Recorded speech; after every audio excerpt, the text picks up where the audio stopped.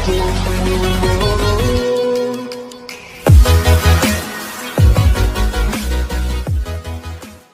kumusta kayo lahat dyan and welcome back to my YouTube channel. At kung bago ka pa lang sa channel na to, huwag mong kakalimutan mag-subscribe and click mo na agad yung bell notification niya para updated ka sa mga ganito nating tricks. Okay? So for today's video, tutulungan ko kayo kung paano natin palalakasin or enhance natin yung Wi-Fi connection sa bahay natin. This tutorial is 100% working to all Wi-Fi user. Lalo-lalo na po dun sa mga naka Wi-Fi modem. So laking tulong po nito kasi dito nyo malalaman kung paano natin i-setup na maayos yung Wi-Fi connection natin. At sana marami kayong matutunan dito. Okay? At huwag nyo po kakalimutan i-share din po sa iba para at least makatulong din po tayo sa kanila. Okay? So ngayon umpisa muna natin ngayon sa kung paano natin i-reset yung Wi-Fi natin. Okay guys, so ito po yung ginagamit kong Wi-Fi dito sa bahay namin. Smart Brew LTE po siya. Okay? So kung napapansin nyo dyan, so wala po siyang signal na nakalagay dyan sa icon niya. Pero naka 4G LTE po siya, no? So yan. Yan, pawala-wala po yung 4G niya. Pero hindi po siya bumabalik sa H+ o kaya 3G. Okay? So naka-switch lang po talaga siya sa 4G. Okay? So itong paraan na to ay lalong lalakas yung internet connection natin. So ngayon ay ituturo ko muna sa inyo kung paano natin siya i-reset yung password. Okay, so just in case na nakalimutan mo na yung password or kailangan mo na talaga i-reset yung Wi-Fi nyo sa bahay nyo. So ganito lang pong gagawin natin. Okay, so bubuksan nyo lang po yan. Okay, so hanapin nyo po dyan ito. Nakalagay po dyan sa gilid nya. Yan.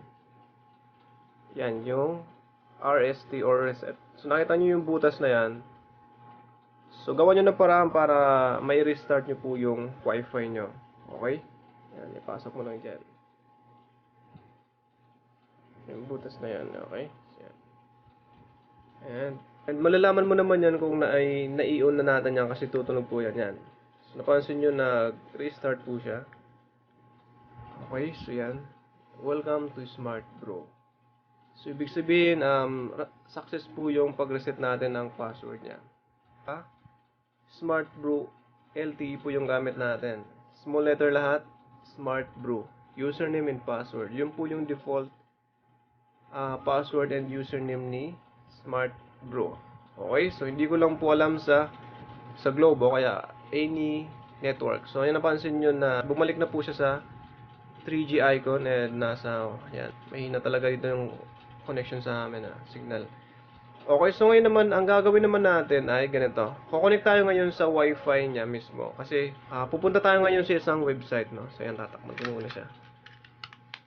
Okay, so ngayon naman, kukonek muna tayo ngayon sa Wi-Fi natin, no? So, yan, punta lang kayo ngayon sa Wi-Fi signal natin. Okay. So, yan. Connected na po siya sa Smart Brew. So, yan po yung default username niya, na. So, yan, okay. At ngayon, punta muna tayo ngayon sa settings niya, okay? Then, click nyo po yung Wi-Fi. Click nyo po itong nasa gilid na to. Ito po. Yan, click nyo yan. Okay, so click nyo po ito. And copy-paste po natin yan. Yan, copy. So, yan. Okay, so ngayon naman, punta tayo ngayon sa site, no? Okay? Okay, so click nyo po yung URL box and copy-paste po natin dito yung kinapin natin kanina dun sa gateway niya. So, para ma-access natin yung Smart LTE wireless router niya. Okay? So, yan. Pwede nyo naman po i-manual na lang yung URL niya, 192.168.1.1 para ma-access natin yung settings ng Wi-Fi natin. Okay? So, yung username niya, Smart Bro. Password niya is also Smart Bro. Okay? So, sa mga hindi nakakaalam, yan po yung default username and password ni Smart Bro. Okay, so click nyo po yung update. Okay, so na-access na po natin ngayon yung settings ng Wi-Fi natin. At nandito po tayo ngayon sa dashboard niya, no? So yan, napapansin nyo. Gagawin natin ngayon na isi-set up naman natin yung mga internet connection muna tayo. Okay, so ito po. Click nyo lang po yan para may set up natin kung ano yung dapat natin ilalagay lang. Okay, susundan nyo lang po ito at sana hindi kayo magkamali. Yung internet connection niya, click nyo lang po yung cellular. So, yan. Okay, yung version switch nyo naman, so default lang po yan. WCDMA lang yan. Okay, so hindi na po natin mabaguhin yan. And then yung network mode nyo naman, yan. So kung capable naman yung location nyo sa 4G LTE, click nyo po yung 4G LTE, no? So yan. Kung hindi naman po capable yung location nyo sa LTE, click nyo lang po yung O2. Kasi sa connection mode nyo naman, click nyo lang po yung O2 lang. Okay, so ito po, hindi nyo na po kailangan i-click yan kasi sa roaming status nyo lang po yan. And then sa MTU nyo naman, so yan, naka-default lang po. It's either 1,000 or 1,500. And then sa O2 APN nyo naman, click nyo lang po yung icon box na yan. So yan, click nyo po yung check. And then sa PDN1 settings nyo naman, so yan, naka-dedicated barrier lang po yung status niya. Okay, so hindi na po natin kailangan baguhin yan. Okay, so ngayon, click naman natin ngayon yung home network. So mag-add naman tayo ngayon dito ng pangmalakasan nating internet. Yan. So kung napapansin nyo, ito po yung mga DNS configuration switch niya. Okay, so yan. Dito natin babaguhin ngayon yung mga DNS niya. So alam naman natin pagka once to gumamit tayo ng DNS, makakatulong po yung para ma-improve natin yung internet WiFi connection sa location natin. Okay? So click nyo po itong DNS configure switch, no? So yan.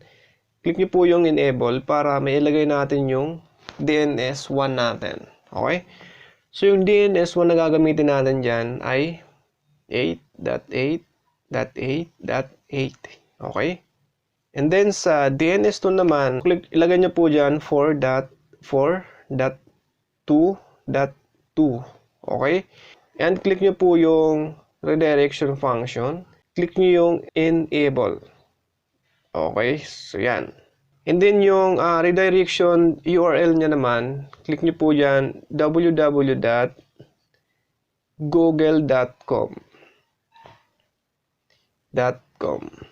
Okay, so yan. So yan lang po ang gagalawin natin dyan. And the rest, wala na po tayong babaguhin sa home network. Okay, so after natin magawa yan, click nyo na po itong quick setup, no? So para mai-finish na po natin lahat ng ginawa natin. Then click nyo lang po yung next. Okay, so click nyo po yung next ulit.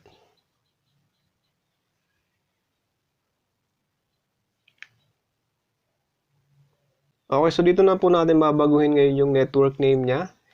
And then yung password niya or WPA2 password, no? So yan. So, kayo na bahala kung ano yung ilalagay nyo po dyan. Okay, so ngayon, ayan, connected na po ulit tayo sa Wi-Fi natin. So, ngayon naman, next step natin ay palalakasin pa natin lalo yung internet connection niya. Okay? So, click nyo lang po yung, yung Wi-Fi. Settings niya ulit. Okay? And click nyo lang po yung nasa gilid. Yan.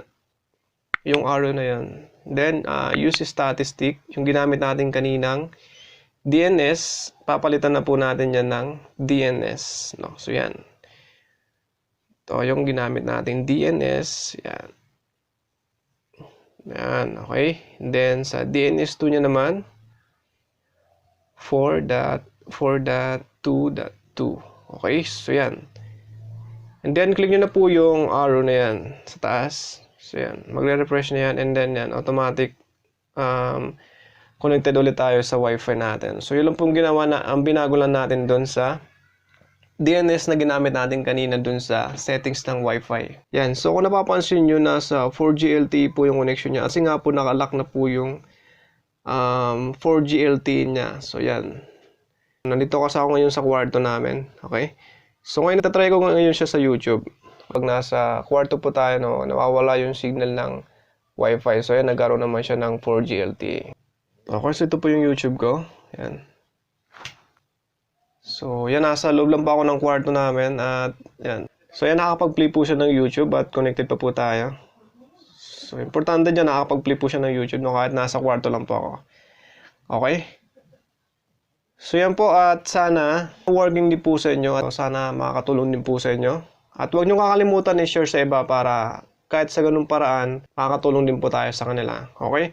So ngayon naman, shoutout tayo. Shoutout nga pala kila Tantan Motovlogs PH. Shoutout sa'yo bro. Shoutout nga pala kay Rensky MLBB. Shoutout sa'yo.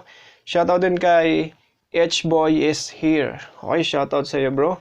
Shoutout din kay Rashid Hadalan. Okay, shoutout sa iyo. Shoutout din kay Christine Tablan. And shoutout din nga pala kay Wendell Dales. Okay? So, yan lang po yung shoutout natin. At sana nakatulong po itong tutorial natin sa inyo. Huwag niyong kakalimutan i-share sa iba para makatulong din po. And like and subscribe to my YouTube channel. Okay, so thank you sa inyong time.